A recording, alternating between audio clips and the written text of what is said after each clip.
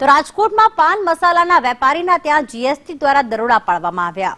હોલસેલના વેપારીઓની પેઢીમાં જીએસટી વિભાગે રેડ કરી।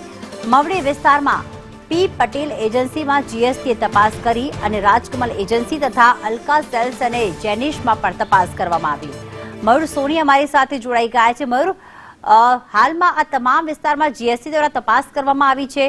કોઈ પુરાવા મળ્યા છે કે આ તમામ પેઢીઓએ કે એજન્સીઓએ જીએસટીની ચોરી કરી છે? કૃષિ મોટા પ્રમાણની અંદર પાન મસાલાની હોલસેલની જે પેઢીઓ છે તેના ઉપર જીએસટીની અલગ અલગ ટીમો દ્વારા તપાસ હાથ ધરવામાં આવી છે।